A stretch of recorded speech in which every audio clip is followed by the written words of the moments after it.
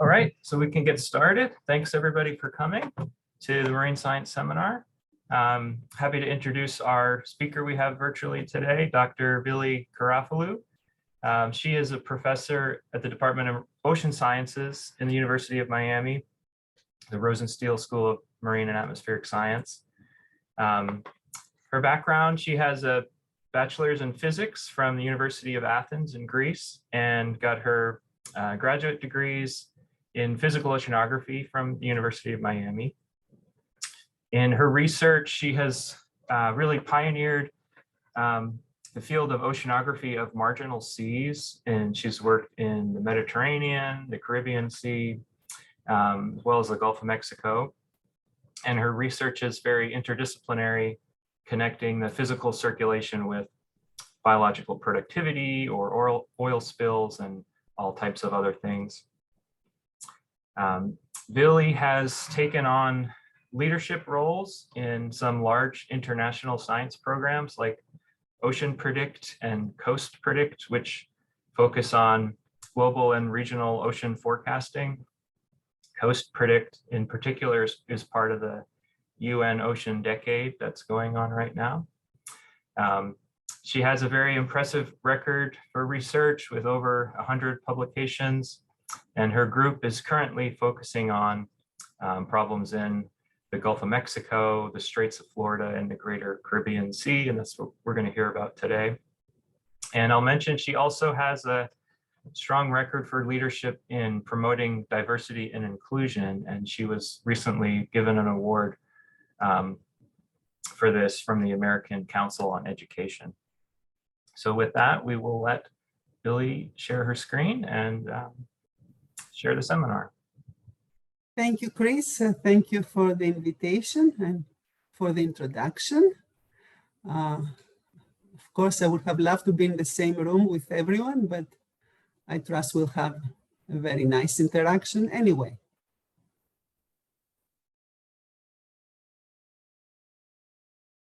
See? Is that good there? Looks good.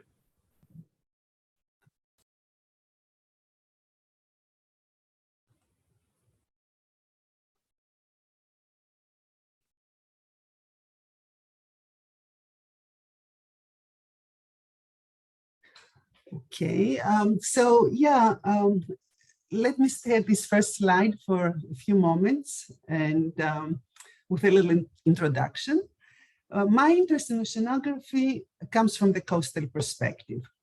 And by coastal, I mean from the estuaries and near shore through the continental shelf and the part of the deep ocean that interacts with the shelf. So a rather broad definition of coastal, which is what we have adopted on an international framework, recognizing that these interactions should not be separated. Now, Chris already mentioned marginal seas. So these are semi-enclosed basins connecting to other basins or the open ocean through straits. I find this particularly fascinating because they present complex topographies that amplify these coastal to open sea interactions, which is one of my favorable themes. Now, the Gulf of Mexico, of course, is such a marginal sea connecting to the Caribbean Sea and the Atlantic Ocean through the Strait of Yucatan and the Straits of Florida. So today, I would like to walk you through some processes that we believe we have understood better in the last few years based on research funded by GOMRI, NOAA, and the National Academies. I will give a brief background, then I will travel kind of backwards from the entrance to the Atlantic and the Straits of Florida to the Gulf interior and the Yucatan-Caribbean connection. I will focus on both the ocean currents and recirculating flows that go along with them, the so-called eddies, especially some new things that we have discovered about the anticyclonic or clockwise rotating eddies. I will close with a connectivity example that links your neighborhood and my neighborhood through Mississippi waters. These are two satellite images of sea surface temperature that illustrate the understanding of the loop current in the Gulf of Mexico from a couple of decades ago already. We have these hot waters that mark the signature of the Gulf Stream in the Gulf of Mexico, where we like to call it the loop current Florida current system. The loop current can be either extended, as in the left panel, approaching the Mississippi Delta, or it can be retracted near Cuba, as in the right panel. This happens after the loop current sheds a so-called ring, which is an anticyclonic eddy that is a feature of currents rotating clockwise. Now, there are other eddies that rotate opposite, counterclockwise, and the ones that go around the loop current front, we call loop current frontal eddies. You can see 3 of those here marked with the 3 arrows. What we have more recently found is that these loop current frontal eddies pretty much narrow the neck of the loop current down, often from both sides, until the top of the loop gets detached. This can take several weeks, as the top might detach and reattach a few times before final separation. I'm showing here sea surface elevation data from Aviso. The blue features are the eddies that work on necking down the loop current. And this is a schematic from the paper of the loop current evolution from a southern to a northern position. This eddy and main current synergy continues in the Straits of Florida, where things are getting a bit squeezed, if you wish, due to the narrow strait. The Florida current on its way to the Atlantic undergoes a meandering pattern, being closer to Cuba or the Bahamas from one side and closer to South Florida from the other side. To the north of the Florida current, many studies have focused on the cyclonic counterclockwise eddies that travel along, that I have marked here with these kind of white circles. We also found recently that there are important clockwise eddies to the south of the current, which I will discuss later on, and they're marked here, a couple of them, or 4 of them, with the orange contours. To finalize the background, I will show our modeling tools that we combine with observations. The plot is the bathymetry of our HICOM, hybrid coordinate ocean model application in the Gulf at 150-degree resolution, about close to 1.8 kilometers, which is relatively high. This model assimilates data and is nested within the global HICOM, meaning that it gets information at its boundaries from the global model. It is a physical, a hydrodynamic model, which we have used to support biophysical and biochemical applications as for larval transport and for oil drift. It has detailed representation of all major rivers. And here with a red box, I'm showing the domain of the FKIS HICOM model, which encompasses South Florida, Florida Keys, and the full Straits of Florida at very high resolution, 100 degree, about 900 meters. One of our significant results in the last 10 years is to quantify this interplay between the Florida current and the cyclonic counterclockwise eddies that I mentioned before. And here is one. These cyclones have a signature on sea surface temperature as their cold core eddies, which I'm not showing. Instead, what I'm showing here is their signature on sea surface height, as they are a depression of lower sea elevation, which is depicted in the upper map from the FKIS HICOM model. The blue is lower elevation. This model allowed new insights due to the high resolution that really resolved the evolution of eddies better than before.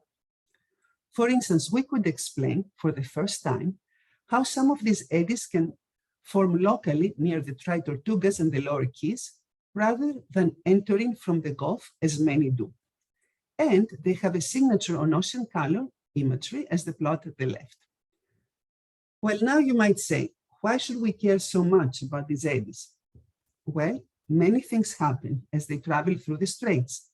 They can push the Florida current southward, as shown here, toward Cuba or eastward toward the Bahamas. This does matter for connectivity pathways, and they are a connectivity mechanism on their own right, as they travel through spawning grounds, as in the dry tortugas, capture fish larvae, carry them as a package, and eventually deliver the larvae downstream as the eddies may break apart, as they get squeezed between the Florida current and the reef topography. Another thing that came to my attention was that the Florida current seemed to be also influenced by eddies to the south, which are warm core and have high elevation, as this one, marked here with the orange colors. And this led to some other discoveries that I will get back to. I will give you a brief example from a biophysical study where we coupled the hydrodynamic, physical, FKIS HICOM model with a biological connectivity modeling system by Claire Paris and group. We quantified the transport and fate of larvae from the Pulley Ridge mesophotic reef. This is kind of off the southwest Florida shelf, to the shallow Florida Keys reefs. The plots at the left are probability density functions based on larval particle simulations to show two dominant pathways between the two reef systems. The top one is through the eddy mechanism I described before, and the bottom is a direct pathway via the southwest Florida shelf. My main points for this first part are: the Florida current meanders through the Straits of Florida under eddy influence. It really gets a double action from counterclockwise eddies to the north of it and clockwise eddies to the south of it. Cyclonic eddies, these are the counterclockwise, enter the straits from the Gulf interior along the Lucant Florida current system, but they can also form locally near the dry tortugas under certain conditions. These eddies facilitate biophysical processes. For instance, how mesophotic coral reef ecosystems, as Pulley Ridge is, can serve as a refugia for coral reef fish, supporting shallow reefs downstream, like in the Florida Keys. This is a critical process for the resilience of shallow reef communities. Moving on to the Gulf interior, here is another ocean color image showing the situation that we have known for a very long time. In this distance, we have a retracted, also called young loop current, because a clockwise ring here, named LCE for loop current eddy, has separated. The new and fascinating discovery is that we also have another distinct type of clockwise eddy at the base of the loop current near Cuba, here, which I named Cuban for Cuba anticyclone. We found that an important process in the formation of these eddies and their eventual separation from the loop current is upwelling of cold waters of Cuba, which is generally driven by the easterly winds that are prevailing in this area. So we have a coastal process, upwelling, that can influence the evolution of deep ocean currents. I always find that fascinating because the conventional wisdom is one way and the other way. That is that the ocean currents, being the strong ones, influence the shelf and coastal processes. This is a rather busy plot from my paper that introduces the Cuban eddies and describes their dynamics. The plots are from Aviso satellite data, which give you all these highs and lows on sea elevation that helps to identify eddies. Let's just focus on the schematics in the white boxes. Top left is a Cuban eddy that I named type A within the loop current, within the young loop current. To the right is type B, which has separated and travels eastward along the Cuban coast. Bottom left is extended loop current without any Cuban eddy.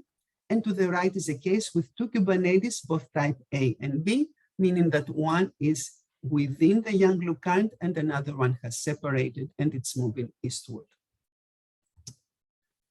We have observational evidence of these Cuban eddies, both satellite and in situ, as with the drifter tracks on the top and also shipboard surveys at the bottom, an example from 3 NOAA cruises in Cuban waters. This paper is based on observations only and describes how the Cuban eddies and the associated upwelling influence offshore transport from a Cuban marine protected area toward the interior of the straits with possible pathways toward Florida MPAs. So if we ask this transport question, how do these Cuban anticyclones influence transport? I will give you 3 examples. First, what I already said, the Cuban eddies and the upwelling are one of the most important, the upwelling that happens here of one of the very important MPA areas, not only for Cuba, but for the Caribbean.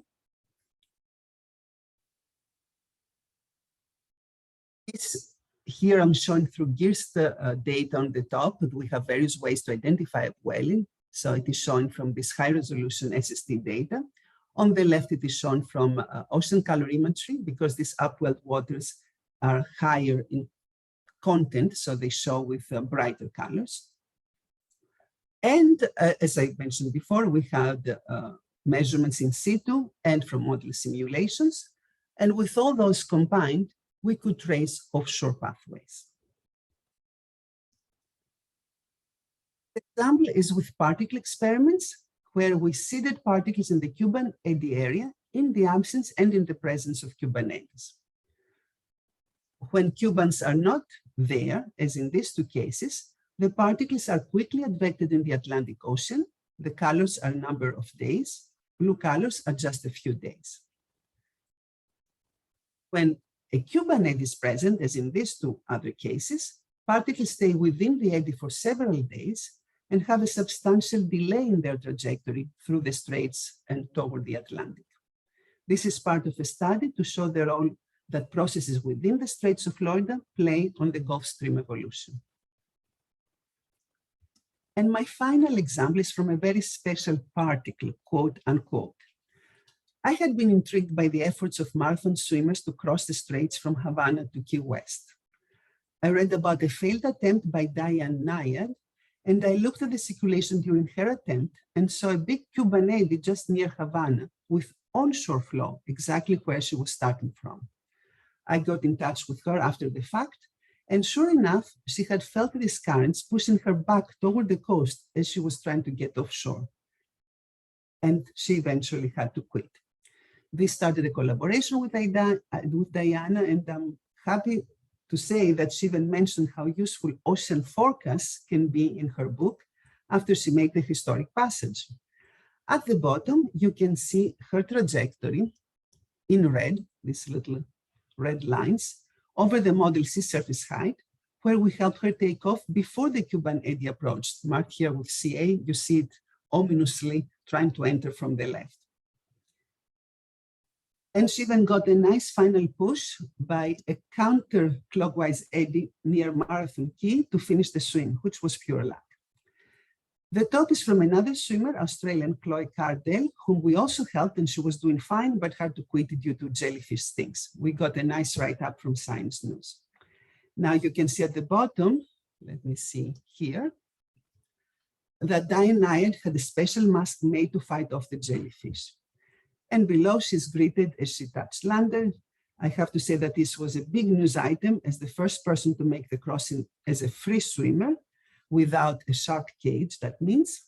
And this was an inspirational achievement, and she did it in her mid-60s.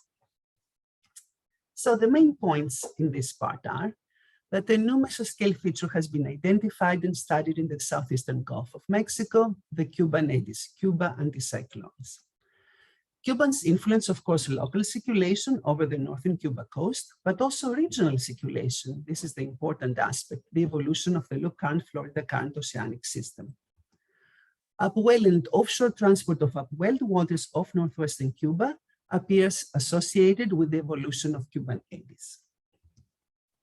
These findings are the result of high-resolution numerical simulations, and they have been evaluated with satellite and in situ data.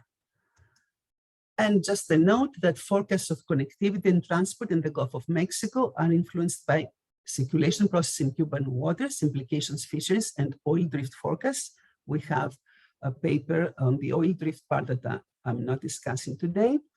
And we also have a paper I'm not discussing that the Cubans did influence the loop current evolution during the 2010 Deepwater Horizon oil spill. I would now like to move on south to the Yucatan Passage to the Caribbean Sea. A lot of work in the Gulf through GOMRI and other programs had focused in the Gulf interior. A few studies had looked at the Caribbean connection, and I was really very interested in quantifying the influence of Caribbean eddies on the loop current evolution. We focus on the clockwise Caribbean anticyclones, and we call them CARAs. Well, not we, many studies have called them CARAs, it's a nice name. So we started looking upstream, but really focusing near Yucatan, as we had already advanced the understanding of the Cuban eddies in that general area, as I discussed a moment ago. The question was, do eddies north and south of Yucatan and eddies in the Gulf interior interact? And do these interactions influence the holy grail of Gulf dynamics, which is the ring separation? Here I'm showing maps from Aviso data again, with the superimposed drifter tracks to show the presence of a Caribbean anticyclone, a Cara, approaching Yucatan during a retracted phase of the LC, and we also had a Cuban eddy. The paper goes in depth in the interconnections. I will show a few of the results. For this study, we used our HICAM application in the Northwest Atlantic Ocean that includes the Caribbean and the Gulf, all at 1/25 degree, about 4-kilometer resolution, also nested in global HICAM. The box marked A1 in the bottom panel is an area around Yucatan where we performed various calculations. An important calculation is related to vorticity, which is a good metric for eddy activity. Negative vorticity indicates activity of anticyclones, which in this area are mainly attributed to Caribbean eddies. We also made a time series of the extension of the loop current and of the zonal position of the Yucatan current within the strait. We found a high correlation between the presence of Caribbean eddies, marked by vorticity, and the position of the Yucatan current with a 5 to 10 day lag. We also found a high correlation between the zonal position of the Yucatan current and the loop current extension in the Gulf.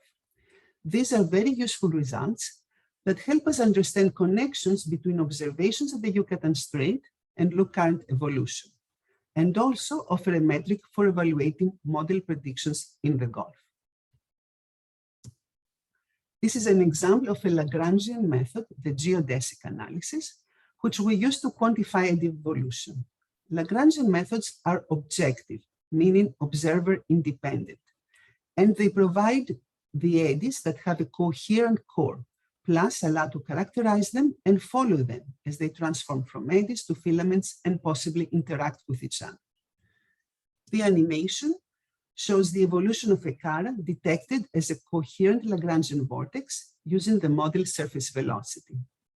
The eddy was detected at the time of crossing between Yucatan and Cuba, and this black curve that we're following is the backward and forward evolution under the model velocity of the boundary of the eddy.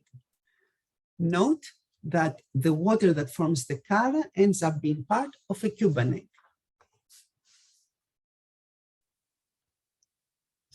Sorry. Okay. Here we have used another Lagrangian method, the so-called LAVD, Lagrangian averaged vorticity deviation, to identify coherent eddies. We see the Caribbean eddies with particles to quantify massive change with eddies in the Gulf. Panel A shows the coherent eddy contour, where particles are introduced and advected for 45 days. Some days later, in panel B, a coherent loop current eddy is identified and marked with the magenta contours. We found that filaments from the Caribbean eddy trace this newly formed loop current ring, and eventually 75% of particles from the Cara ended up inside the loop current eddy.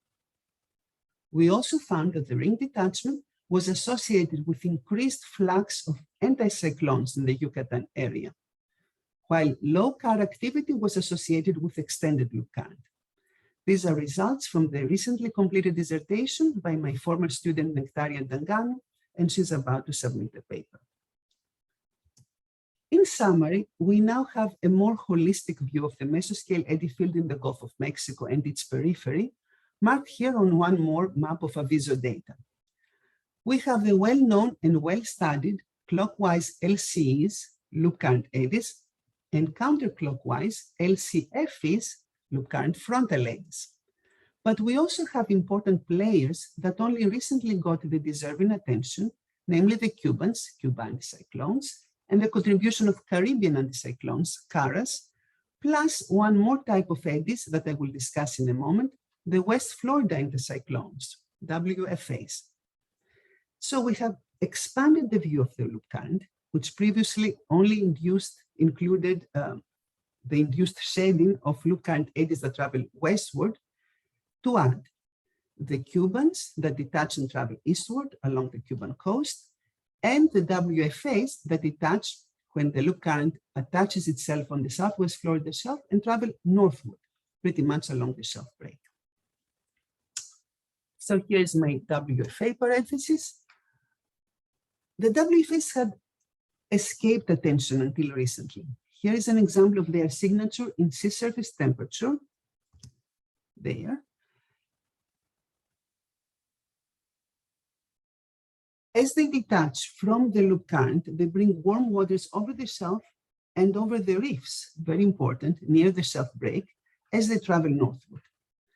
The top is from our model and the bottom from GIRST high-resolution SST data. They match well, which is not surprising since the model assimilates satellite observations. We found that the favorable conditions for the formation and release of such eddies are when the loop current impinges on the southwest corner of the West Florida shelf.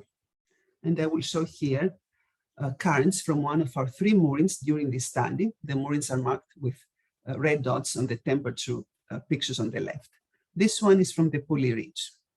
So you see, as I encircled with red, these very strong southward currents indicative of loop current influence during the winter of 2013 when the WFAs were detected. The main points from this part are the circulation and the transport in the Gulf of Mexico, which are dominated by the loop current system dynamics, are connected to processes both north of Yucatan, the GOM interior, and south of Yucatan in the Northwestern Caribbean. Yucatan current modulations, east-west within the Yucatan Channel, are related to Caribbean anticyclone activity and to loop current variability, loop current eddy shedding. A 5 to 10 days lag was estimated between the appearance of Caribbean eddies south of Yucatan and the change in loop current extension. Lagrangian analysis on coherent Cara eddies found them associated with retracted loop current phases.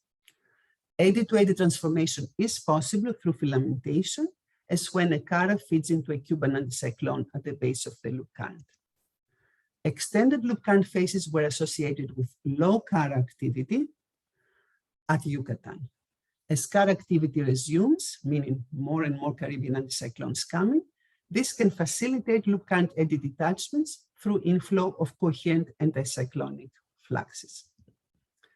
A holistic view of the loop current system includes effects, release of 3 kinds of anticyclonic eddies, loop current eddies traveling westward, Cubans travel eastward, and WFAs traveling northward. And a note that the accurate description of Caribbean dynamics in numerical models that focus on Gulf of Mexico forecasts is an important factor in improving predictability of the loop current system. I'm saying that because there are Gulf of Mexico models that have a boundary condition in the Caribbean that is not accurate through climatology or something else. So we are showing that it is important to do a better job, and that comes through nesting to a larger scale model. The final part of my talk will be an example on connectivity of remote ecosystems via oceanic currents. I will touch upon some recent insights on the traveling of Mississippi waters from the Delta to the Florida Keys and beyond, through the Straits of Florida and to the Atlantic Ocean. This was first documented during the Mississippi flood event in 1993 and published by Orton et al. In 1995, JGR, with the title Mississippi Flood Waters That Reached the Gulf Stream, and again a short GRL paper by Hu et al. In 2004. So we had events of Mississippi floods and traveling along the eastern branch of the loop current in the Gulf interior.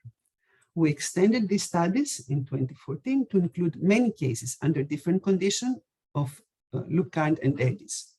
This is an example from 2004, where you see these Mississippi waters that are bright colored due to their water quality properties, traveling along the loop current, which is shown by the dark blue, it's low in nutrient content, waters.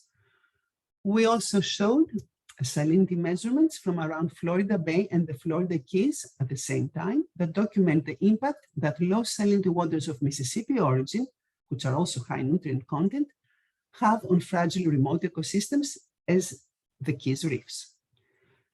Now, I find this quite intriguing. Waters traveling hundreds of miles away, maintaining certain characteristics and influencing water properties far away. The first question that came to my mind is, how does it all get started? Well, The answer is that we need the right conditions to bring a substantial amount of river plume waters near offshore influence, and then we require counter-rotating ocean features, as depicted here from model currents on salinity. We have the clockwise loop current and the counterclockwise eddy, and they create this offshore jet that gets the process of offshore removal started. My second question was, can we document how thick this length of Mississippi waters is when it gets all the way down to South Florida? This is an example of doing exactly that with shipborne measurements that show first on the top how salinity conditions changed from normal, higher salinity, top left, to quite abnormal, very low salinity, top right, over a week or so. And we also got vertical profiles shown below to show that this length of Mississippi origin was about 10 to 20 meters thick, which is quite substantial.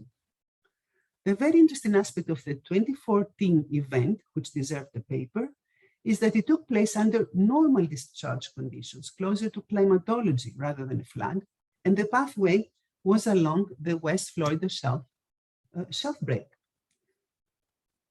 This is shown here in this model salinity plot, which was also corroborated with satellite imagery. And my third question is, how do these Mississippi waters travel southward? Do they maintain a certain thickness that perhaps diminishes with time and distance? We were able to address this during a study of the 2015 Mississippi event, where we could combine our modeling with in situ profiles from Tracy Sutton and the DEPEND GOMRI consortium. The plot is surface salinity from our GOM-HICOM 150 model that I described earlier, showing in this case two dominant pathways, both along the eastern and western branches of the loop current.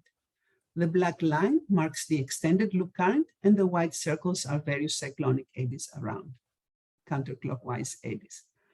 The model has daily discharges and represented well the flooding conditions and the overall river plume variability. This model performance or evaluation is depicted here with a comparison of model fields at the left and satellite products at the right. The model salinity, top left, agrees very well with MODIS-derived salinity, a product that Shu and Minhu has developed. We also had very good agreement between model and data profiles, which I'm not showing, they're all in the paper.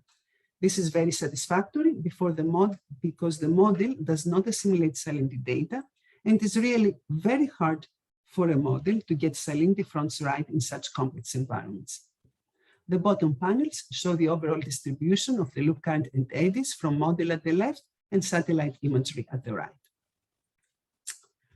The most satisfying result was to reveal that the progress of these Mississippi branches is largely influenced by the presence of eddies traveling along the loop current front. The top is the same model salinity plot at the surface, and the bottom is the vertical distribution of salinity as we go around the loop current that shows the thickness of these Mississippi branches changing in time and place, starting from the western branch on the left plot and going down to the eastern branch, to the one to the right. We found that their thickness increases when they encounter the frontal eddies, like this one here, in the Gulf interior, and even, as this one here, all the way at the extension of the branch in the Straits of Florida. With these dazzling animations of sea surface height and salinity during the summer of 2015, and a few points. The offshore transport of Mississippi waters is a mechanism connecting remote ecosystems in the Gulf of Mexico. Recent studies have elucidated the conditions for the offshore removal of Mississippi waters under the influence of the loop current and associated eddies. And we can have in many cases, we can have loop current and a cyclonic eddy, a loop current eddy, a ring, and a cyclonic eddy, and so on. Counter-rotating ocean features near the Mississippi Delta are a necessary condition for offshore removal, while eddies influence the thickness of the Mississippi branches. I will close with this title slide from the talk I gave at Ocean Sciences a couple of weeks ago. This was on a special session for the United Nations Decade of Ocean Sciences for Sustainable Development under UNESCO and IOC the Intergovernmental Oceanographic Commission. I think that this is once in a lifetime international initiative, and I'm really honored to co-lead the officially endorsed program Coast Predict, Observing and Predicting the Global Coastal Ocean, which is one of the 3 programs under GOOS, the Global Ocean Observing System. Because at the end of the decade, we want to also deliver the infrastructure that is missing now, where users can find the data under best practices and formats that are not fragmented as they are right now. As I said at the beginning, I consider what I showed today part of coastal studies under a broad definition that includes marginal seas and the coastal to offshore interactions. Such phenomena are crucial for society, policy, and management of ocean resources. We have actually expanded the coastal definition even further under Coast Predict to include urban waters. The UN Ocean Decade has challenged us to do transformational science, that's what they call it.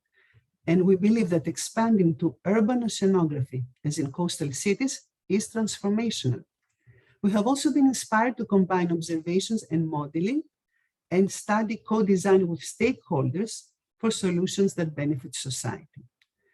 We're further embracing a transdisciplinary approach that combines interdisciplinary oceanography with socioeconomic, behavioral, and health sciences, as well as architecture, engineering of coastal infrastructure. So I really invite all of you to get familiar with the many programs of the decade, and especially students and postdocs who can very much benefit from programs and activities for the so-called ECOPs, early career ocean professionals, that the decade has put the right emphasis on, as well as issues of being diverse and inclusive. So I will stop here. Thank you. I will be very happy to answer questions or comments. So let me stop. Thanks so much, Vili. I can help field the questions. So if you have a question, you can raise your hand, type in the chat, or you can just go ahead and unmute if you want. So we have some questions.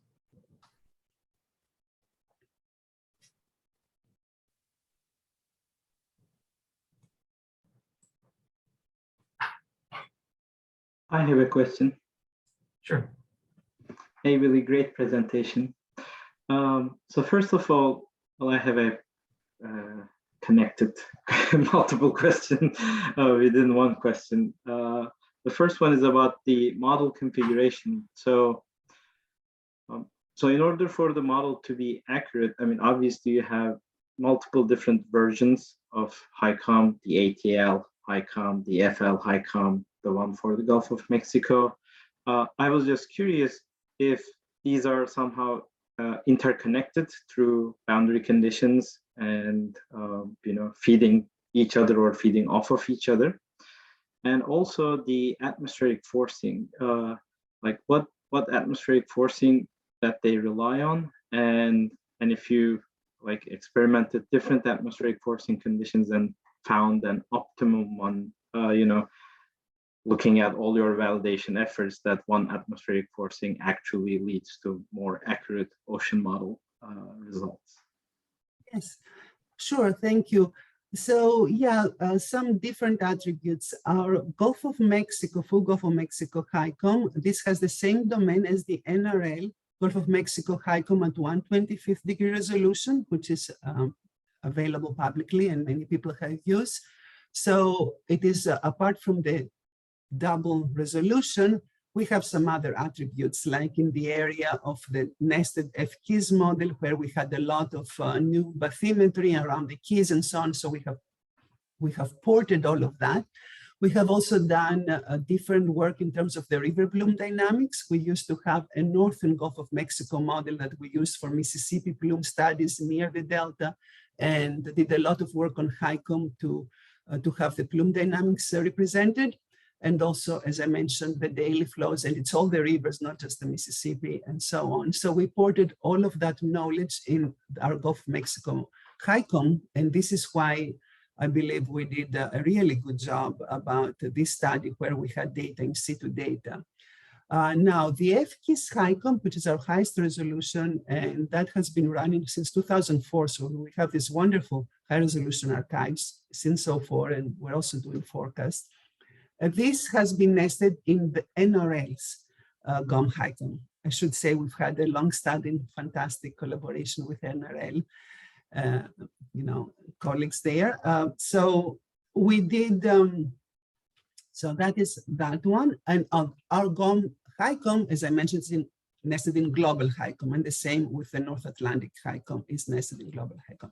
The atmospheric forcing, I agree, is so important. We evaluated lots and lots of products, which is not easy to do. It's really very difficult to evaluate directly. You can only evaluate indirectly, like you run the model and then you see, is it doing better with this forcing over the other? For various reasons, we had used COAMs for a very long time. We've used GFS for the forecasting. And recently with the GOM refunding, I avoided to talk about oil spill today because, I think I touched too many different topics, but we did a lot of oil spill runs done with our collaboration with the Met Office in Norway. Through them, we used ECMWF forcing, and we did find that to perform better for, for at least for our area, for South Florida, but that's not publicly available. But some products are, but not everything, not the highest resolution products, let me say that. Do you know if it's the 9-kilometer resolution ECMWF product? Yes. So it is higher resolution than COAMs and other forcing products that these operational models rely on. Okay. All right, thank you.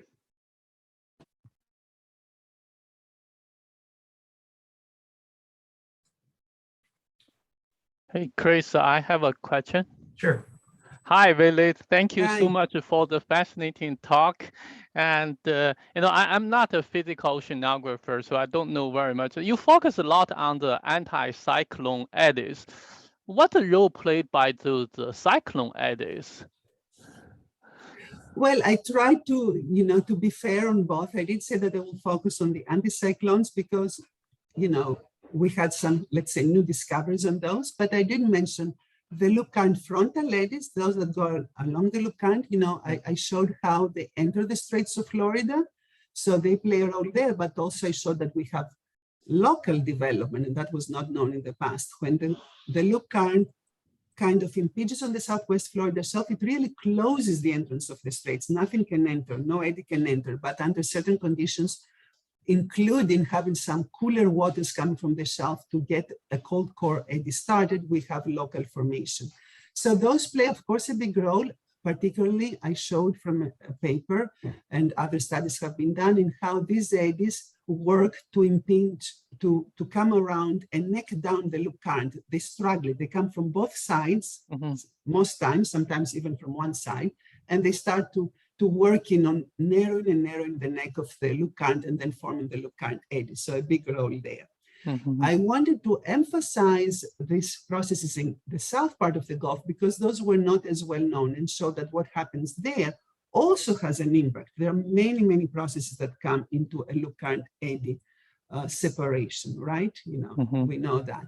But there's also processes in what comes through Yucatan and what happens down there. So they're all connected, and there's also a change of mass. This was this particle experiments. This is what they are supposed to show between these eddies. So we have these Caribbean waters that can find themselves inside a loop current eddy.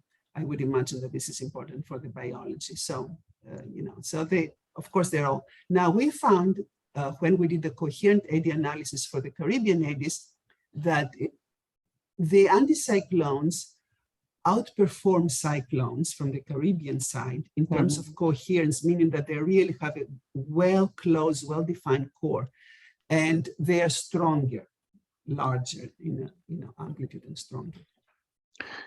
So if I may follow this, do the anticyclone eddies always the warm water and the cyclone in Gulf of Mexico, there are colder water? Is that always the case? Yeah, that's also in the open with the Gulf Stream. Yeah. Okay.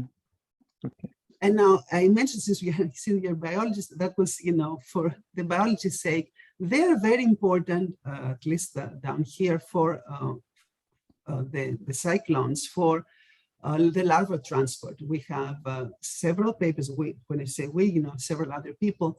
I have contributed to some papers that are observations only, some papers that, you know, with the modeling as well, with biophysical modeling. They're very important in connecting remote reefs. So this can be really amazing, very critical even when you have a reef like Pulley Ridge that is mesophotic. So you have a better, you know, source that can seed into shallow reefs that are more exposed, you know, to climate change and so on. So we have quantified these connections. And so the eddies are extremely important there because they kind of go through the spawning grounds, they grab this. Once this larvae or any particles are inside, it's hard to escape. So they travel like package. So we have shown from the physics how the eddies can break apart to smaller eddies, or smaller can come together and form a big eddy, you know. So when they break for various reasons, they can deliver, and we had measurements, in situ measurements of larvae, you know, with traps in the keys, and you can see at that time, you know, really spikes of larvae. So it is very important for the biology, and all these connections, you know, to me are really with substances in mind, if that is larvae, if it is sargassum, or if it is oil. So just a quick one, how deep those eddies can penetrate? Yeah, they can go a few hundred meters. A few hundred meters in maximum, okay. And we have seen that, like, because you mentioned the cyclones, there was, you know, I think it was in George Halliwell's paper somewhere, I think we have published that, during Hurricane Ivan, if I'm not mistaken, back in 2004, there was a case, and that was both from modeling and from observations, where you see the Gulf is usually in the summer, of course, it's just red in SST. Yeah. And then you see the hurricane track, and right behind it, you see these two blobs of blue appearing, cold waters, because the eddies from the deep, sometimes they don't have a surface signature, they came up. They upwelled up as the hurricane passed, so you can see their signature. Okay. They're not always on, they can be deeper and not have the signature on the surface. Okay, okay, I got it. Thank you, thank you. All right, I think Alberto's next.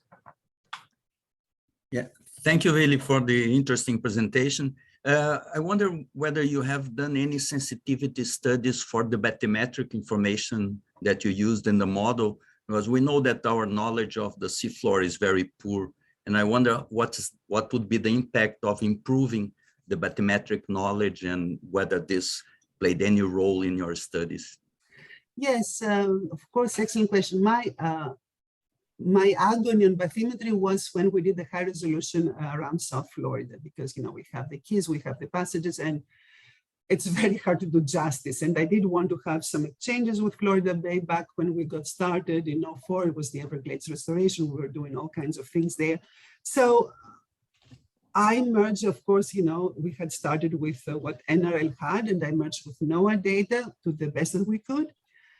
And then this was still, I cannot say that I did sensitivity studies more than trying to really find the best information possible.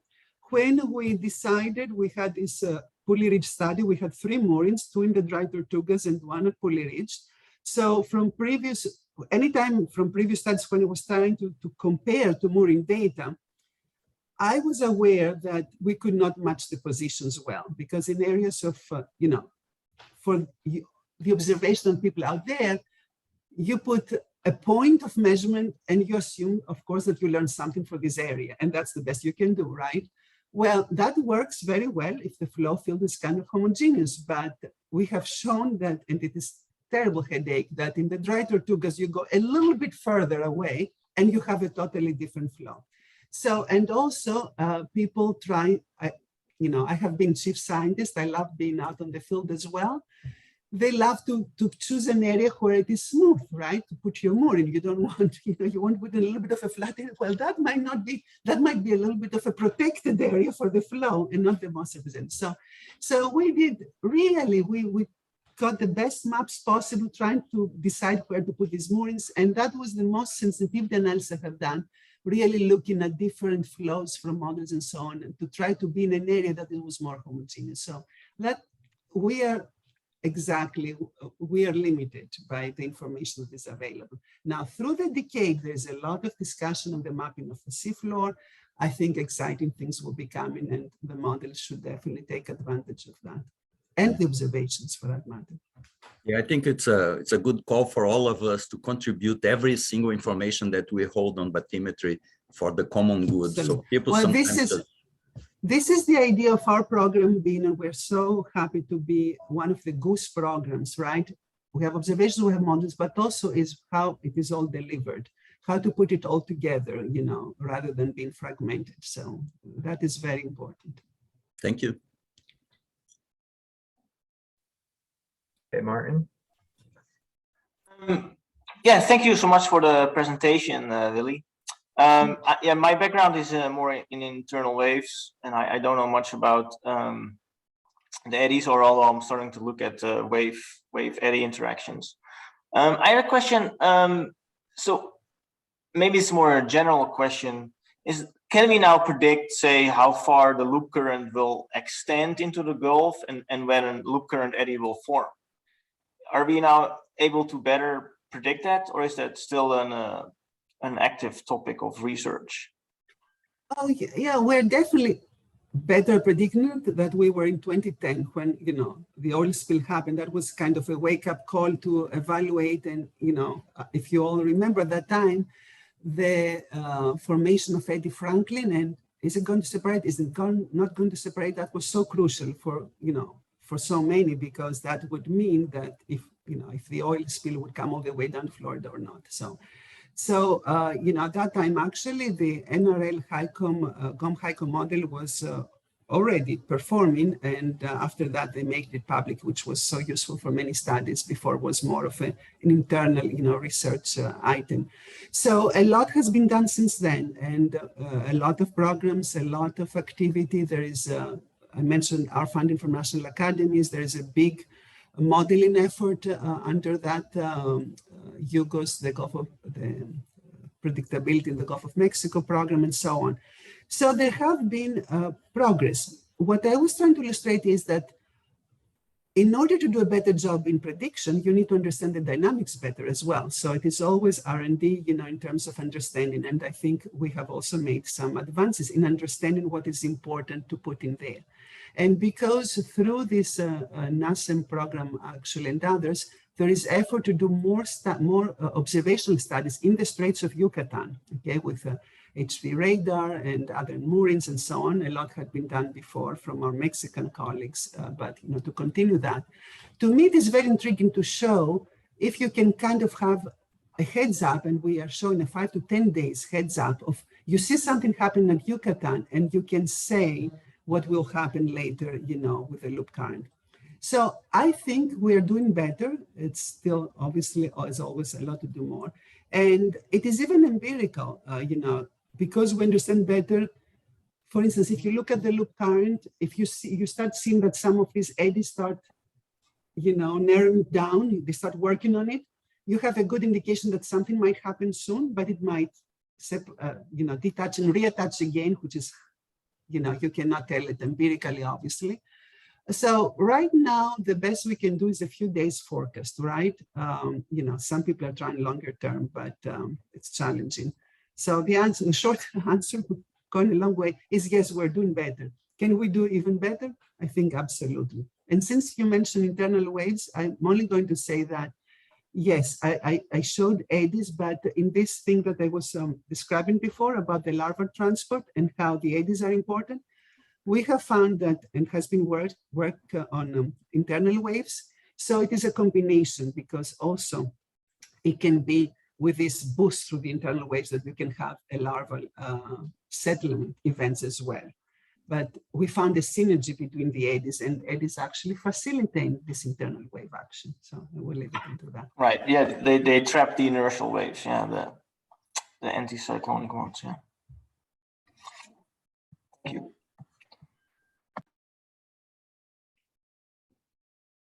Another question?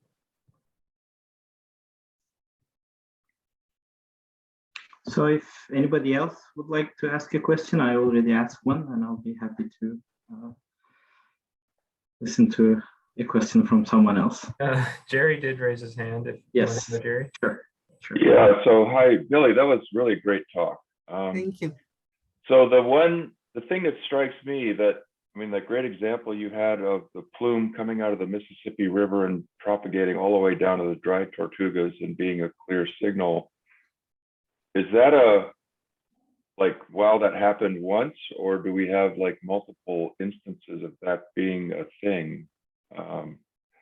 You showed a great example, but do you have a sense for we get one of those every year, or we get those like once every few years, or how does that work? Do you have a sense on that? I do.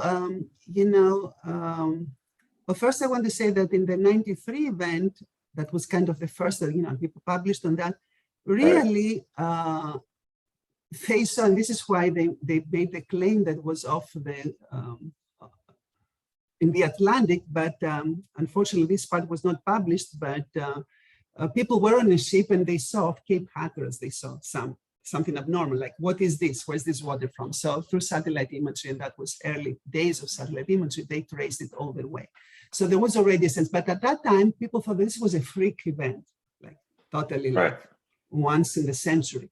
So since then, we have realized that it does happen very, very often, actually. And, and we have evidence. There was evidence from the 2004 event that I showed with measurements in the keys, only horizontally though. Then we were lucky in some way, because I'm interested in that. In our Puli Ridge study, both 2014 and 2015, we had measurements in the dry Tortugas area and down in the Keys where we saw that. So we have all these measurements as well, and in depth. And in one paper, I had it on the slide, but I did not mention, maybe you caught, I had actually one paper has some numbers, has computed the amount of fresh, I should say low salinity water, but we did the part of the volume that's fresh water that is exported from the Mississippi. Because I think these types of numbers are very important, because with water, of course, we want to think of sediments, we want to think of nutrients and other things going off. So it happens quite often. And the interesting thing is that it has all these different pathways depending on what the plume is doing, the winds, of course. We have cases where it went all the way to the panhandle, right, and started coming down from there. That's that one paper. We have cases that you did not even have an extended loop current, but you had the eddy, the loop current eddy sitting there. So it kind of seems to jump, it takes advantage. It's very opportunistic of the one eddy and the other eddy. And there's some cases that goes like this. So it happens often, I would say, maybe if not every year, but I would say no more than every other year. It's quite frequent. Now, how far it would go, to go all the way down, and that it's not, but having some offshore export is quite frequent. And to me, it was very amazing that it has a signal that can go down to 20 meters depth. I find that very interesting. And this is why, with this study, because it was the first time that we had measurements at depth and we could do it and be really, have some, being kind of robust, that we can say something about the thickness and so on. It seems again that it is because of the eddies. These eddies, can bring it down and so on in a way that it does not mix to death. Otherwise, it will not have any signal. So, yeah, thank you.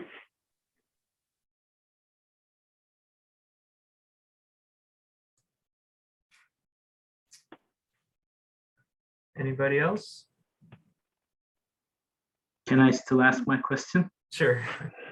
Well, ironically, Jerry asked part of my question. I was curious about the time frequency too, but also the timing. So the climate is changing. We know because of the Bonicaris Spillway that Mississippi River is higher within this last 10, 12 years than it was on a more frequent basis. So which means, larger, stronger river plumes happening.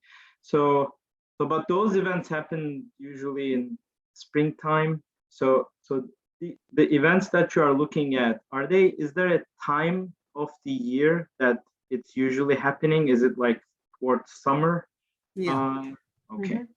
Yeah, summer it's more, yeah, again, you have, if I wanted to put in a nutshell the conditions, it is most likely you need a flood. Again, the 2014 was very unusual. That's why we wrote a paper about that one, you have to write about something new because there was not a flood, but most of the time you need to have strong plume.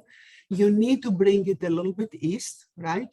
So you want, winds from the west or from the southwest and so on. And you need the right conditions from the circulation, and a lot of times you have the loop current extended in the summer. Right. So yeah, you need to have a strong plume. It's more unlikely to happen during low discharge conditions. All right, thank you. Now I will close. I will just say that because again, I did not say anything about the oil, but the understanding of this, I call them the plume fronts, right? And the interactions with the loop current obviously are part of that. But even without the loop current, just what the plume is doing is extremely important for oil spill. So we have, again, through GOMI, we had many studies, and I have published a paper for the deep water horizon showing how the front of the plume influence the onshore movement of the oil. And then, through GOMI, we did studies at Taylor because the energy platform had been leaking. So there was a lot of oil, enough to show again with a lot of in situ measurements and very, very high, down to a meter of satellite analysis, how you have the plume is very, very important. The boundary of the plume, the offshore boundary, is very important also for the oil transport and fate. So this understanding, of course, it's from the land side, for people that are doing the sediment studies, and the nutrients or pollution even, the idea that pollution or nutrients, from, I don't know, the cornfields in Iowa can come down to the Florida Keys. To me, it's a very fascinating story that can really inspire people. I had wanted to have sister schools between New Orleans and Miami, thinking, the kids thinking how they're connected through the currents and so on. So these types of talks in public seem to really give people some nice imagination on oceanography and linking communities and so on. So it's a very interesting phenomenon. It makes a very good story as well. Yeah, that sounds great. I think all of us could help share that story as well. So if there's no other questions, we've reached the end of our hour, and really want to thank Billy again for a great seminar. Yeah, And thank you. if you still have questions for her, I'm sure she's happy to answer them by email. But otherwise, we'll let her go. So thanks, Billy. Thank you. Thanks for the invitation. Thank you, Billy.